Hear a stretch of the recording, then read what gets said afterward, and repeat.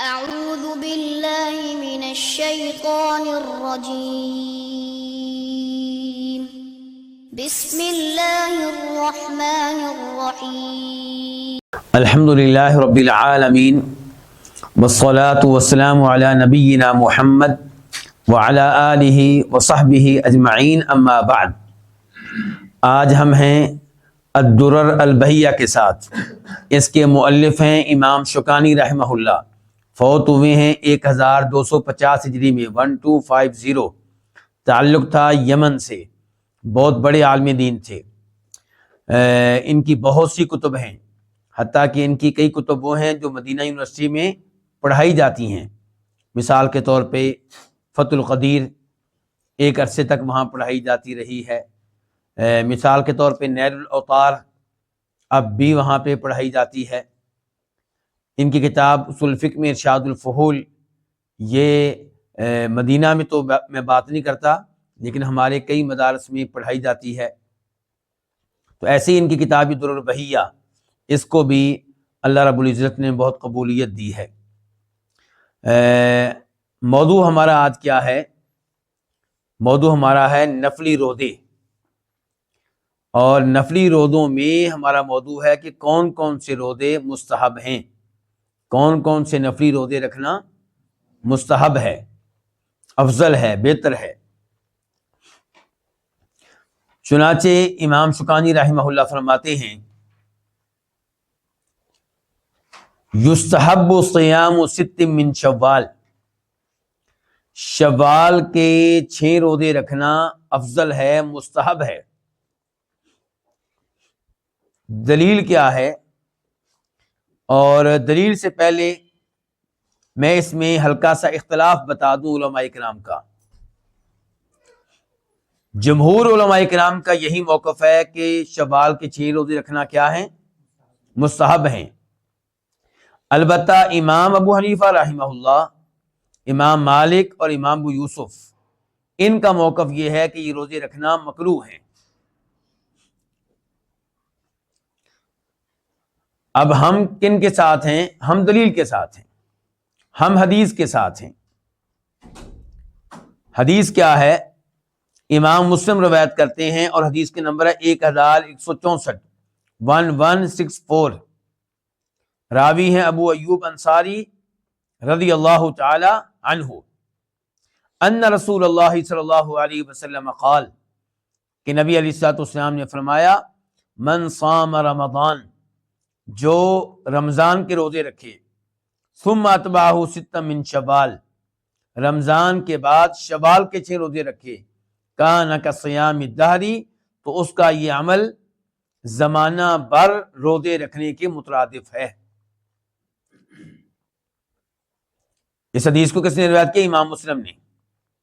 زمانہ بھر کے روزے، اس سے کیا مراد ہے کہ اگر ہر سال آپ یہی عمل کریں تو گویا کہ آپ نے ساری زندگی روزے رکھے ہیں۔ یہ اللہ کی رحمت ہے، یہ اللہ کی طرف سے کشادگی ہے ہمارے لیے۔ قرآن کا اصول ہے، من جاء بالحسنۃ فلہ 10 امثالھا، جو ایک نیکی کرے گا ہم ایک نیکی پہ 10 نیکیوں کا اجر و ثواب دیں گے۔ 30 روزے اور شوال کے 6 کتنے ہو گیا؟ 36۔ اب ان کو آپ ضرب دیں کس میں؟ 10 میں، کیونکہ ایک روزہ 10 روزوں کے برابر ہوا، تو 10 میں ضرب دیں۔ ضرب کو کیا کہتے ہیں جی آپ لوگ انگلش میں؟ ملٹی پلائی۔ تو اب کیا رزلٹ نکلے گا؟ 360، 360۔ اللہ کی رحمت کتنی وسیع ہے، اللہ ہم پہ کتنے مہربان ہیں۔ تو اب یہ حدیث واضح ہے، مسلم شریف کی ہے، لیکن اس کے باوجود امام ابو حنیفہ رحمہ اللہ نے، امام مالک، امام ابو یوسف نے یہ کہا ہے کہ یہ روزے رکھنا مکروہ ہیں۔ تو اب جو اندھا مقلد بن جائے گا وہ شوال کے 6 روزے رکھنے سے دور رہے گا، کیونکہ کیا فائدہ، روزے بھی رکھیں، محنت بھی کریں، اور آخر میں ہوں کیا؟ مکروہ۔ جو امام ابو حنیفہ رحمہ اللہ کی تقلید کرنے والا ہوگا، اندھی تقلید، تو وہ ایسی احادیث پہ عمل کرنے سے محروم رہے گا۔ ہم الحمدللہ ہیں سلفی، ہم ہیں اہل الحدیث، تقلید نہیں کرتے، قرآن کے اوپر عمل کرتے ہیں، نبی علیہ الصلوۃ والسلام کی صحیح حدیث پہ عمل کرتے ہیں، چاروں اماموں کا، دیگر ائمہ کا احترام کرتے ہیں، اور یہ سمجھتے ہیں کہ اگرچہ ان کی بہت سی خدمات ہیں، اسلام کے لیے بڑی محنتیں اور کاوشیں ہیں، لیکن وہ معصوم نہیں تھے، اور یہ ضروری نہیں کہ ہر حدیث ان تک پہنچی ہو، اور اگر پہنچی ہو تو یہ ضروری نہیں کہ وہ اس انداز سے پہنچی ہو کہ وہ اس کے اوپر یقین کر سکیں، اس کو صحیح قرار دے سکیں، اور یہ بھی ضروری نہیں کہ صحیح سمجھنے کے باوجود وہ اس کا صحیح معنی و مفہوم جان سکے ہوں۔ ہو سکتا ہے کسی کے ذہن میں آئے اچھا پھر آپ ان سے آگے نکل گئے۔ نہیں، ہم ان سے آگے نہیں نکلے، ہم ہر مسئلے میں کسی نہ کسی امام کے ساتھ ہی کھڑے ہوتے ہیں، ہم کوئی نئے نہیں ہیں۔ مثال کے طور پہ یہاں پہ اگر ہم امام ابو حنیفہ رحمہ اللہ کے ساتھ نہیں ہیں، امام مالک کے ساتھ نہیں ہیں، امام ابو یوسف کے ساتھ نہیں ہیں، تو ہم کس کے ساتھ ہیں؟ ہم امام شافعی کے ساتھ کھڑے ہیں، ہم امام احمد بن حنبل کے ساتھ کھڑے ہیں، اور علماء کرام کی ایک فہرست ہے جن کے ساتھ ہم اس مسئلے میں کھڑے ہیں۔ ہمارا ان سے کوئی مقابلہ نہیں ہے، اماموں کا آپس میں ایک دوسرے سے مقابلہ ہے، اور وہ چونکہ معصوم نہیں تھے اس لیے ان کا کسی مسئلے میں درست موقف سے ہٹ جانا کوئی عجیب بات نہیں ہے۔ عجیب بات یہ ہے کہ حدیث آ جانے کے باوجود آپ ان کی اندھی تقلید کرتے رہیں۔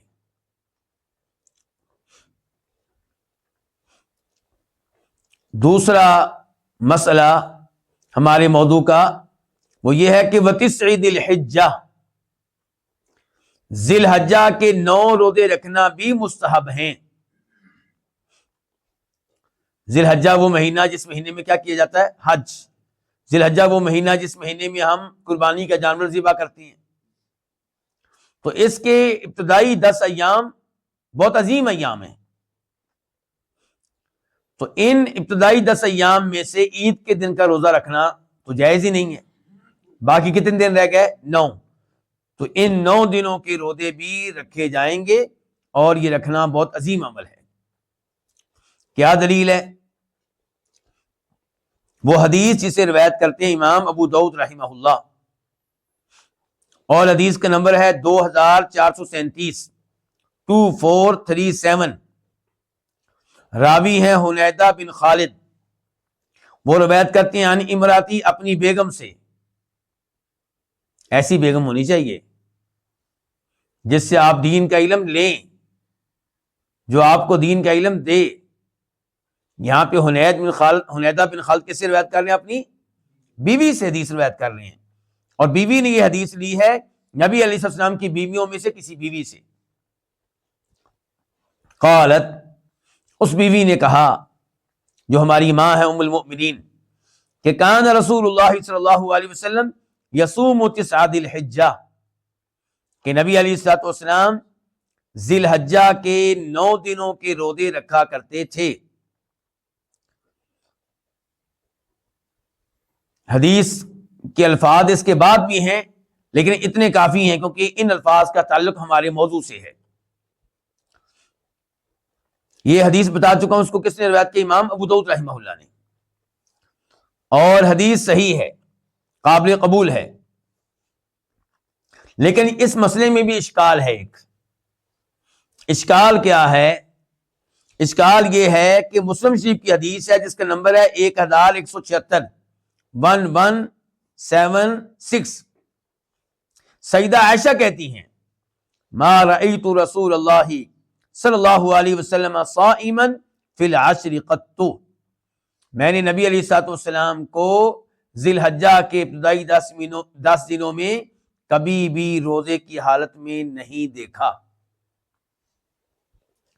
اب بتائیے جی، اب آپ کس کے ساتھ کھڑے ہیں؟ پہلے مسئلے میں جو گزر چکا ہے، آپ کھڑے تھے امام شافعی کے ساتھ، امام احمد کے ساتھ، اور وہاں پہ آپ نے امام ابو حنیفہ رحمہ اللہ سے، امام مالک سے معذرت کر لی کہ اس مسئلے میں ہم آپ کے ساتھ نہیں ہیں۔ اب آپ یہاں پہ کس کے ساتھ ہیں؟ سیدہ عائشہ کے ساتھ، یا ہماری ماؤں میں سے کسی دوسری ماں کے ساتھ؟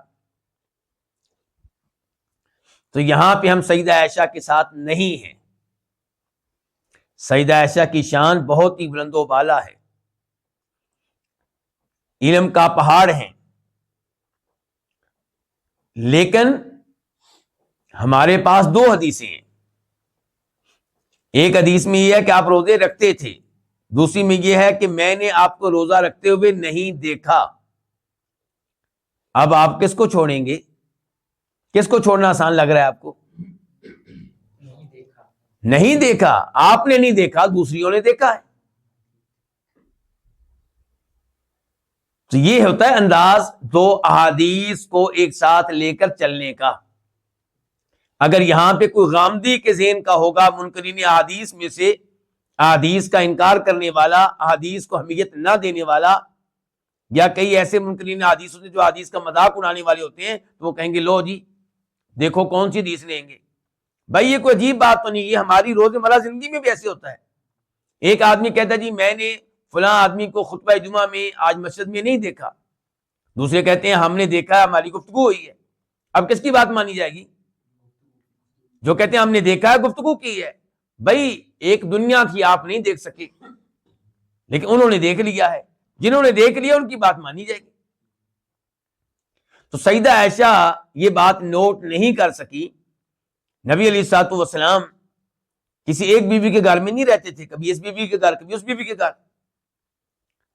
اور ممکن ہے کہ سیدہ عائشہ رضی اللہ عنہ کے گھر میں جب آپ آئے ہوں اس دن روزہ آپ نے نہ رکھا ہو. ایک سال ایسا بھی ممکن ہے. اور جنہوں نے کہا ہے کہ آپ روزہ رکھا کرتے تھے انہوں نے آپ کو دیکھا ہے، انہوں نے آپ کے روزے نوٹ کیے ہیں. تو اس لیے جس کے پاس کسی چیز کا علم ہے اس کی بات کو فقیت ہوگی اس کی بات پہ، جس کے پاس علم نہیں ہے. سیدہ عائشہ نے کہا کہ میں نے نہیں دیکھا. یہ انہوں نے نہیں کہا کہ روزے رکھنے حرام ہے، وہ کہتی میں نے نہیں دیکھا نبی علیہ السلام کو یہ روزہ رکھتے ہوئے. تو جنہوں نے دیکھا ہے ان کی بات لی جائے گی، اور جنہوں نے نہیں دیکھا ان کی بات چھوڑ دی جائے گی.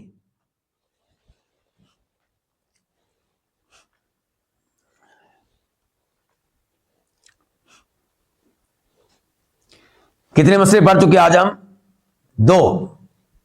ایک ہم نے مسئلہ پڑھا ہے شوال کے 6 روزوں کا، دوسرا پڑھا ہے ذی الحجہ کے 9 روزوں کا. اور ویسے ذی الحجہ کے یہ ایام ان کی کیا فضیلت ہے؟ آپ لوگوں کو یاد ہے کہ بھول گئے ہیں؟ اللہ رب العزت کو نیک اعمال جس قدر ان 10 ایام میں محبوب ہیں، دیگر ایام میں نیک اعمال اتنے اللہ تعالیٰ کو محبوب نہیں ہیں. تو اس لحاظ سے بھی، اس حدیث کے لحاظ سے بھی، اور یہ بخاری کی حدیث ہے، اس حدیث کے لحاظ سے بھی ان ایام میں روزے رکھنا بہت عظیم عمل ہوگا، مستحب ہوگا.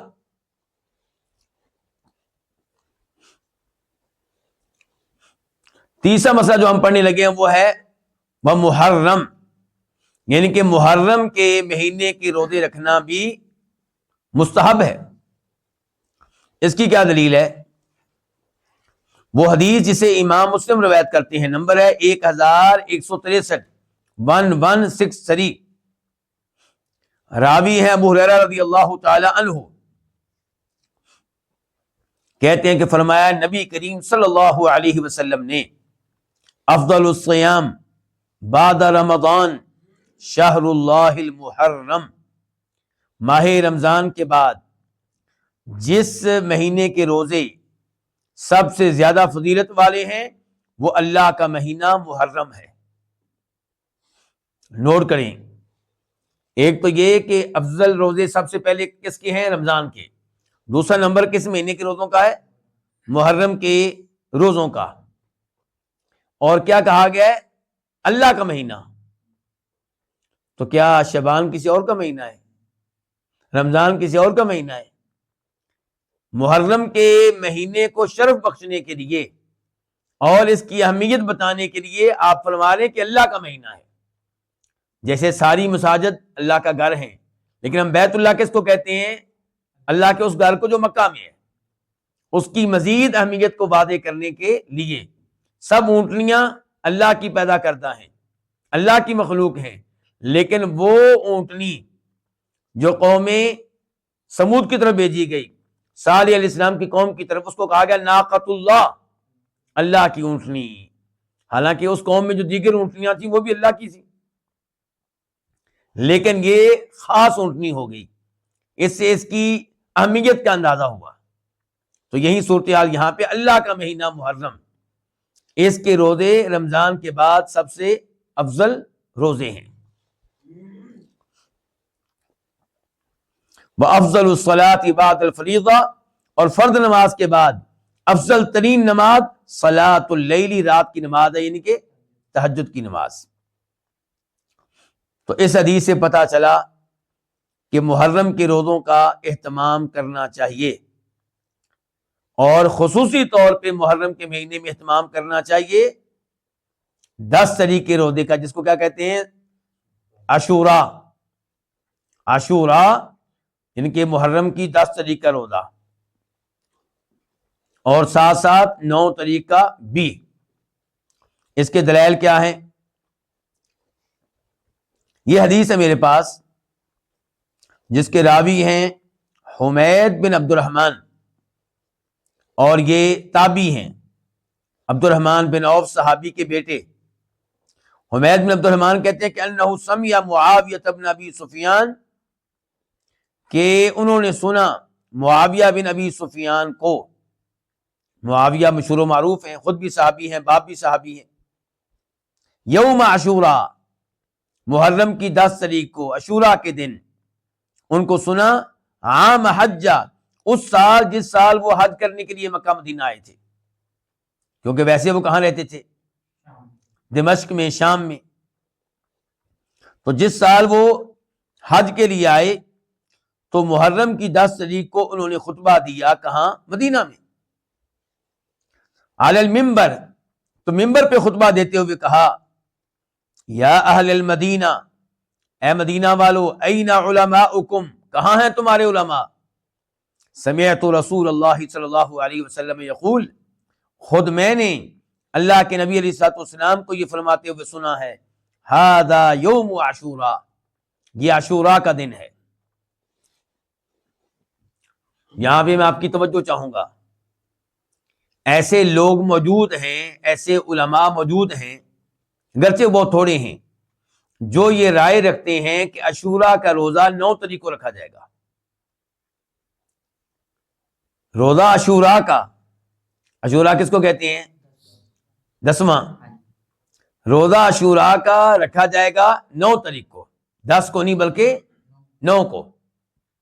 وہ کہتے ہیں کہ نبی علیہ الصلوۃ والسلام نے یہ روزہ 10 تاریخ کو رکھا، لیکن بعد میں اس کو شفٹ کر دیا تھا 9 تاریخ کی طرف۔ تو اب یہ موقف سامنے رکھ کر اس حدیث کو سنیں آپ، کہ معاویہ اللہ کے نبی علیہ السلام کی زندگی میں خطبہ دے رہے ہیں کہ فوت ہونے کے بعد، اور کس تاریخ کو دے رہے ہیں؟ 10 کو، اور کہہ رہے ہیں کہ اللہ کے نبی علیہ السلام نے اس دن کا روزہ، یہ آپ نے فرمایا تھا ھذا یوم عاشورہ، یہ عاشورہ والا دن ہے۔ گویا کہ معاویہ کہہ رہے ہیں آپ کے فوت ہونے کے بعد کہ روزہ کس تاریخ کو رکھا جائے گا؟ 10 تاریخ کو۔ کہتے ہیں ھذا یوم عاشورہ، یہ عاشورہ کا دن ہے، یعنی کہ محرم کی 10 تاریخ ہے۔ وَلَمْ يَكْتُبِ اللَّهُ عَلَيْكُمْ صِيَامًا، اللہ نے اس کا روزہ رکھنا تم پہ فرض نہیں کیا۔ وَأَنَا صَائِمٌ، لیکن میں روزے کی حالت میں ہوں۔ یہ کون کہہ رہے ہیں؟ نبی علیہ السلام، حدیث بیان کر رہے ہیں نا آپ کی۔ فَمَنْ شَاءَ فَلْيَصُمْ، جو روزہ رکھنا چاہے وہ رکھے، وَمَنْ شَاءَ فَلْيُفْطِرْ، جو نہ رکھنا چاہے نہ رکھے۔ یہ بخاری شریف کی حدیث ہے، نمبر ہے 2003، 2003۔ اس کے بعد ایک اور حدیث، اس کے راوی ہیں عبداللہ بن عباس رضی اللہ عنہما، قادم النبی صلی اللہ علیہ وسلم المدینہ، کہ نبی علیہ السلام مدینہ تشریف لائے۔ جی انس بھائی کہاں تشریف لائے؟ مدینہ۔ فرأى اليہود تصوم یوم عاشورہ، تو آپ نے یہودیوں کو دیکھا کہ وہ عاشورہ کا روزہ رکھتے ہیں، محرم کی 10 تاریخ کا۔ فقال، تو آپ نے کہا ما ھذا، یہ کیا ہے، یہ کیوں روزہ رکھتے ہیں 10 تاریخ کا؟ قالوا ھذا یوم صالح، یہ ایک اچھا دن ہے، یہ ایک عظیم دن ہے۔ ھذا یوم نجى اللہ بنی اسرائیل من عدوهم، یہ وہ دن ہے جس دن اللہ تعالیٰ نے بنی اسرائیل کو ان کے دشمن فرعون سے نجات دی تھی، اس کو غرق کیا تھا، ان کو اس کی غلامی سے نکالا تھا۔ فصامہ موسیٰ، تو موسیٰ علیہ السلام نے اس دن کا روزہ رکھا، یعنی تو اس لیے یہودی جو ہیں اس دن کا روزہ رکھتے ہیں۔ تو آپ نے کیا کہا؟ فرمایا فَأَنَا أَحَقُّ بِمُوسَىٰ مِنْكُمْ، یہودیو میرا موسیٰ علیہ السلام کے ساتھ تعلق تم سے کہیں زیادہ ہے، میرا ان کے اوپر حق کہیں زیادہ ہے، میں بھی نبی وہ بھی نبی ہیں، میں بھی سچا دین لے کر آیا وہ بھی سچا دین لے کر آئے تھے، تو یہ آپ بتا لیں کہ میرا تعلق زیادہ ہے۔ فصامہ، چنانچہ آپ نے اس دن کا روزہ رکھا، وَأَمَرَ بِصِيَامِهِ، اور اس دن کے روزہ رکھنے کا حکم بھی دیا۔ یاد رہے کہ مکہ والے بھی اس دن کا روزہ رکھا کرتے تھے، لیکن یہاں مدینہ میں پہنچ کے آپ نے دیکھا یہودی بھی رکھتے ہیں، تو ہم پوچھا کیا وجہ ہے؟ تو پھر آپ نے اس روزے کا مزید اہتمام کیا اور صحابہ کرام کو بھی رکھنے کا حکم دیا، اور کسی زمانے میں 10 تاریخ کا روزہ فرض تھا، اس لیے کہہ رہے ہیں آپ نے حکم دیا۔ جب رمضان کے روزے نازل ہوئے، رمضان کے روزوں کا حکم نازل ہوا، تو پھر عاشوراء کا روزہ فرض نہ رہا بلکہ مستحب ہو گیا۔ یہ حدیث عبداللہ بن عباس والی، اس کو روایت کی امام بخاری نے، نمبر ہے 2004۔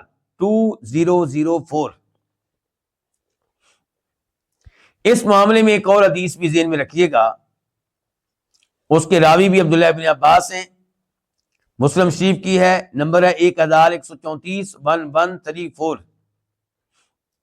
کہ آپ علیہ السلام نے فرمایا تھا لئن بقیت الی قابل، اگر میں آئندہ سال تک زندہ رہا، لأصومن التاسع، تو میں لازمی طور پہ 9 تاریخ کا روزہ رکھوں گا۔ ایسا آپ نے کیوں کہا؟ علماء کرام نے اس کی حکمت یہ بیان کی ہے کہ یہودیوں کی مخالفت کرنے کے لیے وہ روزہ رکھتے تھے 10 تاریخ کا، تو آپ نے کہا میں لازمی طور پہ 9 تاریخ کا روزہ رکھوں گا۔ اچھا، کیا آپ نے یہ کہا کہ 10 کا نہیں رکھوں گا؟ نہیں۔ تو یہاں پہ بھی 2 لوگ ہیں ہمارے سامنے، اب میں جاننا یہ کہ آپ کن کے ساتھ کھڑی ہیں۔ ایک وہ ہیں جو کہتے ہیں کہ 9 کا بھی رکھا جائے گا کیونکہ آپ نے کہا تھا آئندہ سال میں رہا تو میں رکھوں گا، تو آپ تو نہیں رکھ سکے، لیکن حدیث تو موجود ہے، تو ہم نے 9 کا بھی رکھنا ہے، 10 کا بھی کیونکہ 10 کا آپ نے حکم دیا اور رکھا بھی، اور 9 کا بھی کیونکہ 9 کے بارے میں بھی آپ نے بتا دیا، اور 10 تاریخ کا روزہ آپ نے کینسل نہیں کیا۔ آپ نے یہ نہیں کہا کہ میں 9 کا رکھوں گا 10 کی جگہ پہ، تو ہم الحمدللہ 9 کا بھی رکھتے ہیں 10 کا بھی۔ اچھا، کچھ علماء کرام اور طالب علم یہ کہتے ہیں کہ نہیں، صرف 9 کا رکھا جائے گا کیونکہ اللہ کے نبی صلی اللہ علیہ وسلم نے کہا تھا میں زندہ رہا تو میں 9 کا رکھوں گا۔ ہمارا سوال یہ ہے کہ کیا آپ نے کہا تھا کہ 10 کا نہیں رکھوں گا؟ یہ تو نہیں کہا۔ وہ ایک اور حدیث پیش کرتے ہیں مسلم شریف کی کہ عبداللہ ابن عباس رضی اللہ عنہ تشریف فرما تھے، ایک آدمی آیا، اس نے کہا مجھے عاشوراء کے روزے کے بارے میں بتائیں۔ عبداللہ ابن عباس کہنے لگے کہ جب محرم کا چاند نظر آ جائے تو گنتی شروع کر دو، 1 2 3 4 5 6 7 8 9، جب 9 تاریخ آئے تو روزہ رکھو۔ سوال کیا ہوا تھا؟ عاشوراء کے روزے کے بارے میں بتائیں۔ جواب کیا دیا کہ 9 تاریخ آئے تو اس دن کیا رکھنا ہے؟ روزہ رکھنا ہے۔ تو یہ بہت بڑی دلیل ہے ان لوگوں کی جو کہتے ہیں کہ عاشوراء کا روزہ 9 تاریخ کو رکھا جائے گا، کیونکہ سوال تھا عاشوراء کے بارے میں، جواب کیا آیا؟ 9 تاریخ کو روزہ رکھو۔ تو ہماری گزارش یہ ہے اللہ کے ان نیک بندوں سے کہ عبداللہ ابن عباس نے کہا ہے کہ صرف 9 کا رکھنا ہے، عاشوراء کے روزے 9 تاریخ کو شروع ہو جائیں گے، یعنی کہ 9 کا بھی ہوگا اور 10 کا بھی ہوگا۔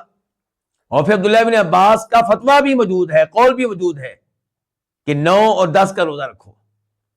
اگرچہ اس فتوے کی سند کے بارے میں کچھ کلام ہے، لیکن یہ احادیث بھی کہ آپ علیہ السلام نے 10 کا روزہ رکھا اور رکھنے کی ترغیب دی، اور پھر آخری زندگی میں کہا کہ آئندہ سال زندہ رہا تو 9 کا رکھوں گا، 10ویں کا آپ نے انکار نہیں کیا، اس کو منسوخ نہیں کیا، اس لیے 9 کا بھی رکھا جائے گا اور 10 کا بھی رکھا جائے گا۔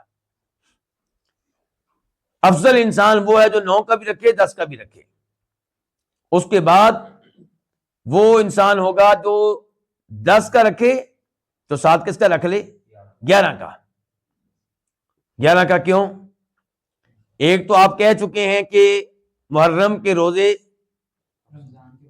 رمضان کے بعد افضل ترین روزے ہیں، تو آپ 10 کے ساتھ 11 کا رکھ لیں۔ دوسرا یہودیوں کی مخالفت ہو جائے گی، 9 کو آپ نہیں رکھ سکے، 11 کو رکھ لیں۔ اور تیسرا درجہ اس آدمی کا ہوگا جو صرف 10 طریقہ رکھے، لیکن صرف 9 کا رکھنا یہ بڑی عجیب بات ہے، یہ بہت ہی عجیب بات ہے۔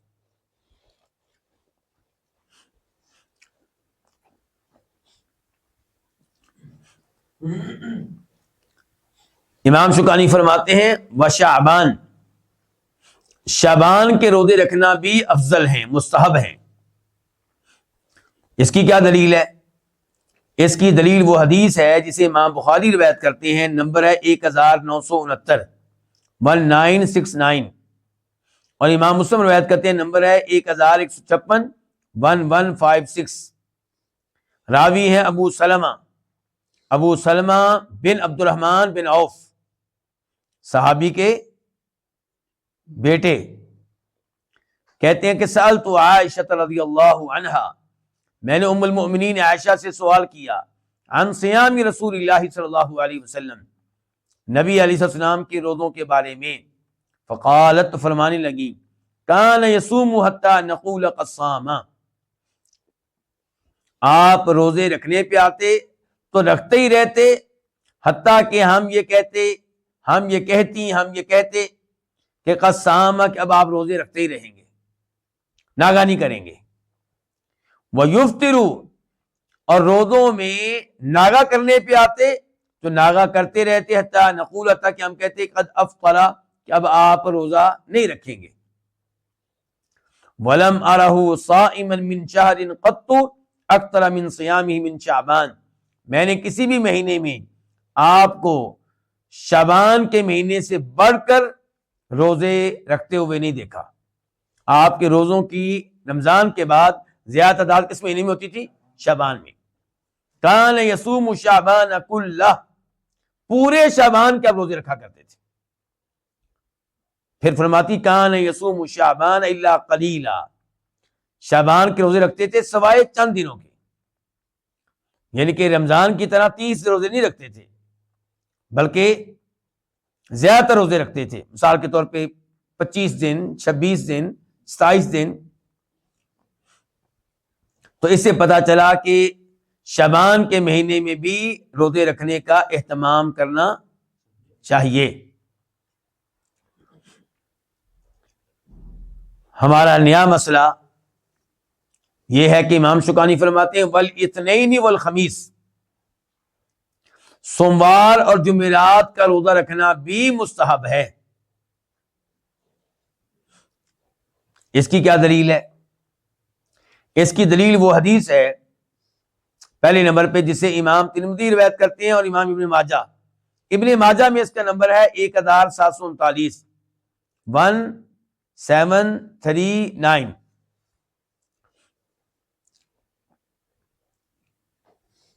سیدہ عائشہ کہتی ہیں رضی اللہ عنہا کہ کان النبی صلی اللہ علیہ وسلم یتحرى صوم الاثنین والخمیس، کہ آپ علیہ الصلوۃ والسلام سوموار اور جمعرات کے روزے کا قصد کرتے تھے، اہتمام کرتے تھے، کوشش کرتے تھے کہ ان 2 دنوں میں روزہ رکھا جائے۔ یہ اس موضوع پہ ہو گئی پہلی حدیث۔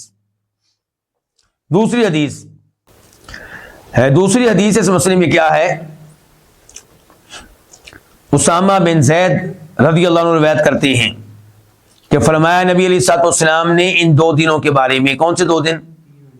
سوموار اور جمعرات، ذَلِكَ يَوْمَانِ تُعْرَضُ فِيهِمَا الْأَعْمَالُ عَلَى رَبِّ الْعَالَمِينَ، ان 2 دنوں میں ہمارے اعمال رب العالمین کے سامنے پیش کیے جاتے ہیں۔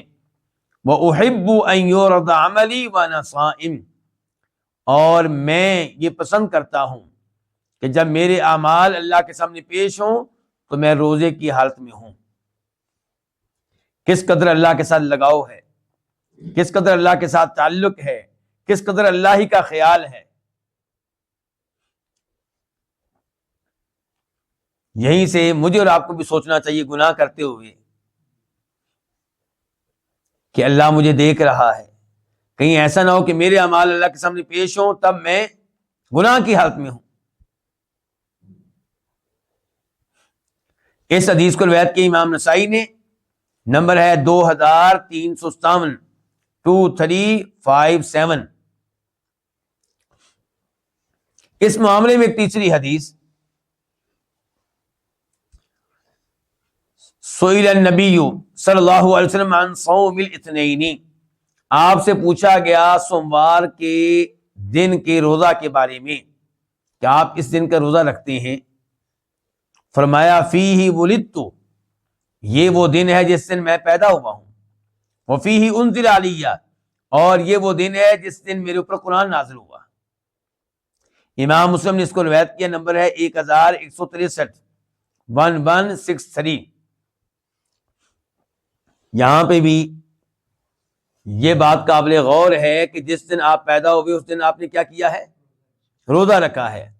اور عید کے دن روزہ رکھنا جائز ہے؟ تو آپ نے بتا دیا کہ میرا یوم پیدائش یوم عید نہیں ہے، میرا یوم پیدائش تہوار اور جشن کا دن نہیں ہے، کیونکہ آپ نے روزہ رکھا. دوسری طرف شریعت کہتی ہے کہ عید کے دن روزہ رکھنے کی اجازت نہیں ہے. دوسرے نمبر پہ آپ علیہ الصلوۃ والسلام نے اپنے یوم پیدائش کا یہ اہتمام کیا کہ اس دن روزہ رکھا. اور روزہ سالانہ رکھا کہ ماہانہ؟ ہفتہ وار. میں اسی جواب کا منتظر تھا نا. یعنی کہ آپ نے یوم پیدائش کا روزہ رکھا تو یہ نہیں کہ سال کے بعد ایک دن. 12 تاریخ کو اہمیت نہیں دی. پہلی بات تو یہ کہ آپ کی تاریخ پیدائش میں اختلاف ہے. فرض کر لیں کہ 12 تاریخ ہے تو آپ نے یہ نہیں کہا کہ 12 تاریخ کو میں روزہ رکھا کروں گا. اور آپ نے کیا کیا کہ روزہ رکھا ہر سوموار کو. ایک سال میں کتنے روزے ہو گئے؟ 12 کو 4 سے ضرب دیں، 48، 48 روزے ہو گئے. تو آپ کے دن کا اہتمام کر رہے ہیں تو اس انداز سے کیجئے. لیکن یہ تو مشکل کام ہے. 12 تاریخ کو جلوس نکالنا، جھنڈے لگانا، وہ تو آسان کام ہے، اس میں مزہ آتا ہے.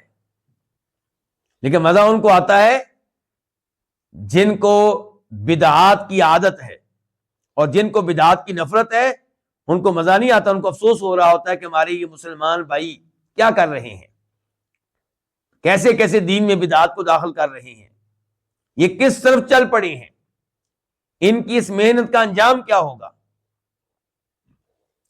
تو بہرحال نبی علیہ الصلوۃ والسلام سے محبت کا اظہار کرنا چاہتے ہیں تو یہ ہے کہ ہر سوموار کا آپ کیا کریں؟ روزہ رکھیں.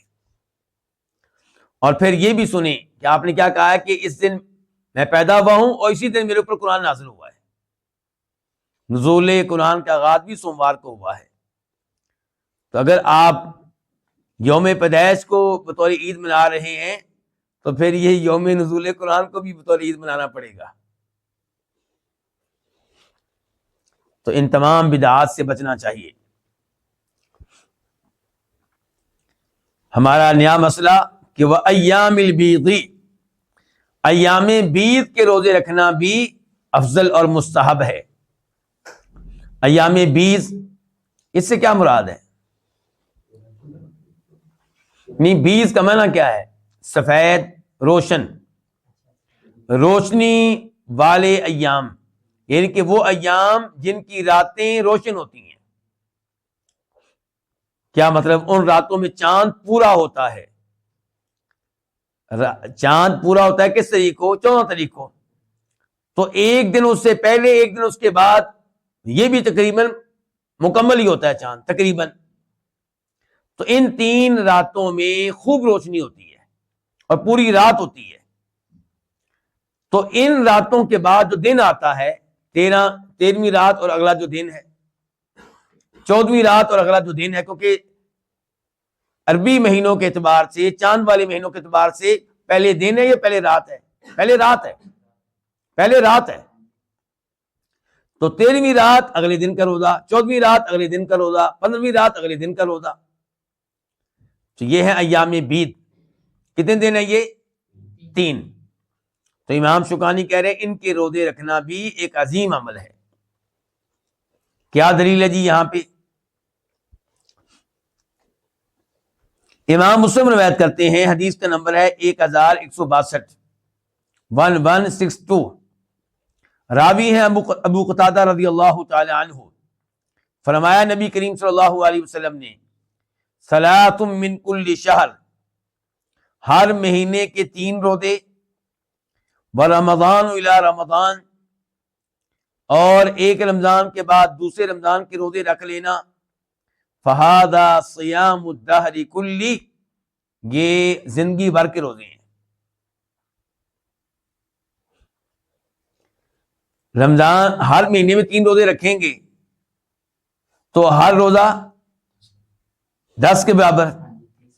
تو ہر مہینے 3 روزے رکھتے رہے، اس پورے مہینے کے روزے ہو گئے اجر و ثواب کے لحاظ سے. اور رمضان کے تو روزے آپ نے رکھے ہی رکھے.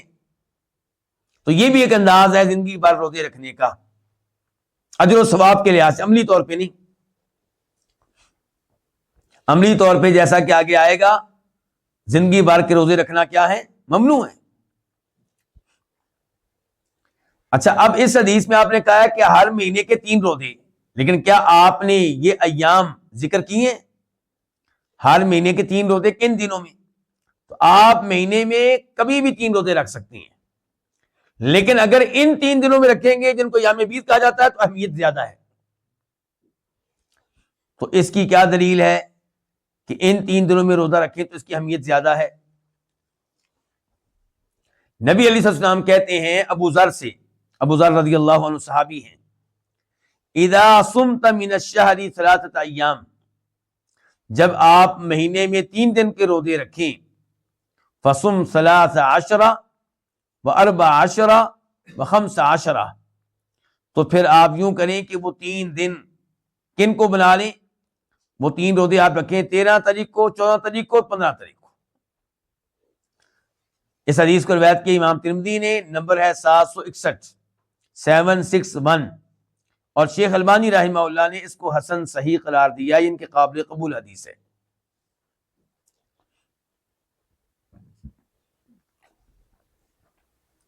اس کے بعد فرماتے ہیں امام شوکانی رحمہ اللہ، وَأَفْضَلُ التَّطَوُّعِ صَوْمُ يَوْمٍ وَإِفْطَارُ يَوْمٍ، افضل ترین نفلی روزے کیا ہیں؟ ایک دن روزہ رکھنا اور ایک دن ناغا کرنا.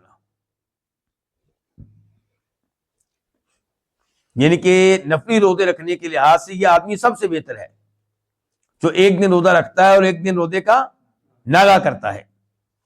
دلیل کیا ہے؟ حدیث اس کو روایت کے امام بخاری رحمہ اللہ نے، نمبر ہے 1980، 1980، اور روایت کے امام مسلم نے، نمبر ہے 1159، 1159. راوی ہے عبداللہ بن عمر بن عاص. فرمایا نبی علیہ الصلوۃ والسلام نے، لا صوم فوق صوم داود علیہ السلام، داود علیہ السلام کے روزوں سے بہتر روزے کوئی نہیں ہے. ان کے روزوں سے افضل روزے کوئی نہیں ہے. شطر الدہری، جو روزے وہ رکھتے تھے وہ آدھی زندگی کے روزے ہیں. آدھی زندگی کے روزے ثواب کے لحاظ سے نہیں، عملی طور پہ، کیونکہ ایک دن روزہ رکھ رہے ہیں، ایک دن چھوڑ رہے ہیں، تو یہ عملی طور پہ اجر و ثواب تو بہت زیادہ ہو گیا. عملی طور پہ روزے کیا ہو گیا؟ آدھی زندگی کے روزے ہو گئے. وہ کیسے کہ سم یومن، آپ ایک دن روزہ رکھیں، وہ افطر یومن، ایک دن آپ ناغا کریں. تو اگر آپ کی زندگی مثال کے طور پہ ہے 40 سال، تو گویا کہ 20 سال آپ نے روزے رکھے ہیں. تو یہ روزے رکھنے کی سب سے افضل شکل ہے.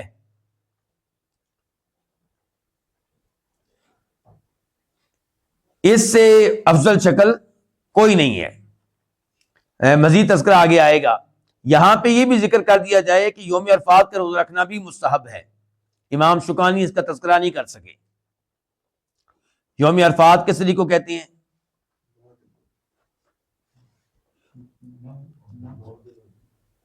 نو کس طریق کی؟ ذی الحجہ کی. ذی الحجہ کی ہم نے ذکر کیا تھا 9 روزوں کا. ان 9 میں یوم عرفات کی زیادہ اہمیت ہے. کیا دلیل ہے؟ امام مسلم روایت کرتے ہیں، حدیث کا نمبر ہے 1162 1162. راوی ابو قتادہ رضی اللہ عنہ، فرمایا نبی علیہ الصلوۃ والسلام نے صیام یوم عرفہ، یوم عرفات کا روزہ، احتسب علی اللہ ان یکفر السنۃ التي قبلہ، مجھے اللہ تعالیٰ سے امید ہے کہ اللہ تعالیٰ اس روزے کی وجہ سے 1 سال پہلے کے گناہ معاف کر دیں گے. والسنۃ التي بعد، اور 1 سال بعد کے گناہ بھی اللہ تعالیٰ معاف کر دیں گے. روزہ کتنے سالوں کے گناہ معاف ہو گئے؟ 2 سالوں کے. پھر فرمایا وصیام یوم عاشوراء، اور یوم عاشوراء کا روزہ احتسب علی اللہ ان یکفر السنۃ التي قبلہ، مجھے امید ہے کہ اس سے 1 سال پہلے کے گناہ معاف ہو جائیں گے. تو اندازہ لگا لیں یوم عاشوراء کی روزے کی کیا اہمیت ہے اور یوم عرفات کے روزے کی کیا اہمیت ہے. ہماری قوم کیا کر رہی ہے؟ یوم عاشوراء گزرتا ہے نعوذ باللہ ماتم کرتے ہوئے، سبیلیں لگاتے ہوئے. سبیلیں لگانی چاہیے اس دن کب؟ افطاری کے ٹائم، روزہ افطار کر لو. لیکن سبیلیں لگائی جاتی ہیں زور کے ٹائم، صبح 10 بجے، دن کے 2 بجے. گویا کہ لوگوں کو ترغیب دی جا رہی کہ روزہ نہ رکھو، اور دن گزرتا ہے لوگوں کا بدعات کا ارتکاب کرنے میں، شرکیہ گفتگو کرنے میں، اور اسلام کو بدنام کرنے میں. یوم عرفات کی طرف آ جائیں تو اس میں کیا مسئلہ ہے؟ اس میں اکثر مسلمان عید کی تیاری میں اس قدر ڈوبے ہوتے ہیں کہ اس دن کے روزے کا اہتمام نہیں کرتے. بس عید کیسے منانی ہے، قربانی کا جانور خریدنے جانا ہے، قربانی کے جانور کو کون ذبح کرے گا، چھریاں تیز کروانی ہیں، ان امور میں لگے رہتے ہیں اور اس عظیم روزے کو ترک کر دیتے ہیں. اب یہاں پہ ایک سوال بھی اٹھے گا. سوال یہ کہ جو مکہ مدینہ میں ہیں وہ تو روزہ رکھیں گے اس دن جس دن حاجی ہوتے ہیں میدان عرفات میں. جو انڈیا کے لوگ ہیں، جو پاکستان کے لوگ ہیں، بنگلہ دیش کے لوگ ہیں، افغانستان کے لوگ ہیں، دیگر دنیا کے لوگ ہیں، یہ کب روزہ رکھیں گے؟ بہت سے علماء کرام کا یہ فتویٰ ہے کہ یہ روزہ رکھا جائے گا سعودیہ کے مطابق. اس دن رکھا جائے گا جس دن حاجی میدان عرفات میں ہوتے ہیں. لیکن دوسرا موقف یہ ہے کہ ہر ملک کے لوگ اپنے ملک میں جو 9 تاریخ ہے اس کا روزہ رکھیں گے. یوم عرفات سے مراد ہے 9 تاریخ کا روزہ. میرے ناقص علم کے مطابق یہ قول راجح ہے، یہ قول مضبوط ہے. کون سا؟ اپنے ملک کی 9 تاریخ کے مطابق. کیوں یہ راجح ہے، کیوں یہ مضبوط ہے؟ اس کے اسباب میں سے ایک سبب یہ ہے کہ جس دن سعودیہ میں 9 تاریخ ہوتی ہے اور حاجی میدان عرفات میں ہوتے ہیں، اس دن کئی ممالک میں عید ہوتی ہے. تو ان ممالک کے لوگ کیا پوری زندگی اس روزے سے محروم رہیں گے؟ اسلام کیا صرف مکہ مدینہ والوں کے لیے ہے یا پوری دنیا کے لیے ہے؟ پوری دنیا کے لیے انٹرنیشنل دین ہے. دوسرے نمبر پہ آج ہمیں اپنے ملک میں بیٹھ کے پتہ چل جاتا ہے کہ سعودیہ میں کب ہے 9 تاریخ، کب حاجی جائیں گے میدان عرفات میں. آپ 100 سال پیچھے چلے جائیں، 200 سال پیچھے چلے جائیں، تب انڈیا کے لوگوں کو، پاکستان کے لوگوں کو، بنگلہ دیش کے لوگوں کو کیسے پتا چلتا تھا کہ آج سعودیہ میں 9 تاریخ ہے؟ ان کو پتا چلتا تھا جب حاجی حج کر کے واپس آتے تھے، 6 مہینے بعد واپس آتے تھے وہ، تو بتاتے تھے ہاں وہاں پہ یوم عرفات جمعے کے دن تھا. ہفتے کے دن تھا، نہیں اتوار کے دن تھا، تو اب تک دنیا روزہ رکھتی رہی ہے یوم عرفات کا، کس کے مطابق؟ اپنے اپنے ملک کی 9 تاریخ کے مطابق، تو اسی پہ عمل جاری رہے گا۔ اور پھر ایک اور بات بھی ہے، جو ہمارے بھائی اصرار کرتے ہیں، کہتے ہیں نہیں جی حدیث میں آ گیا یوم عرفات، یہ نہیں آیا کہ 9 تاریخ، کیا آیا ہے؟ یوم عرفات آیا ہے، تو اس لیے اسی دن روزہ رکھا جائے گا جس دن حاجی عرفات میں ٹھہرے ہوتے ہیں۔ تو ہم کہتے ہیں پھر اس حدیث کے اوپر پورا عمل کریں، آپ روزہ شروع کریں یوم عرفات کی سحری کے وقت سے، اور روزہ افطار کریں وہاں کی افطاری کے وقت کے مطابق۔ تب آپ نے کہنا ہے نہیں جی اپنے اپنے ملک کا خیال کیا جائے گا۔ تو راجح بات یہی ہے کہ یوم عرفات چونکہ مکہ مدینہ میں 9 تاریخ اس نام سے مشہور تھی، تو آپ ان کو خطاب کر رہے تھے، تو اسی حساب سے آپ نے کہا یوم عرفات کا روزہ رکھا کرو۔ یہ ایسے ہی ہے جیسے نبی علیہ الصلوۃ والسلام نے لوگوں کو قبلے کی طرف منہ کر کے پیشاب پخانہ کرنے سے منع کیا، اور یہ گفتگو آپ کہاں کر رہے تھے؟ مدینہ میں۔ تو آپ نے کہا کہ تم نے بیت اللہ کی طرف منہ نہیں کرنا، نہ پشت کرنی ہے پیشاب پخانہ کرتے ہوئے، کدھر کرو؟ فرمایا شرقو او غربو، یا مشرق کی طرف منہ کر لو یا مغرب کی طرف۔ لو جی آج پاکستان میں انڈیا میں بیٹھ کے مشرق اور مغرب کی طرف منہ کریں گے تو کیا ہوگا؟ قبلے والے حکم کی خلاف ورزی ہو جائے گی۔ تو جو مشرق و مغرب کے الفاظ آپ نے استعمال کیے ہیں وہ مدینہ والوں کے اعتبار سے ہیں۔ اصل شریعت کا مقصد کیا ہے کہ آپ نے پیشاب وغیرہ کرتے ہوئے قبلے کی طرف نہ منہ کرنا ہے نہ پشت کرنی ہے، اور وہ اپنے اپنے ملک کے حساب سے دیکھا جائے گا کہ کون سی سائیڈ ہے جدھر ہم منہ کریں گے تو مکہ کی طرف منہ نہیں ہوگا نہ پشت ہوگی۔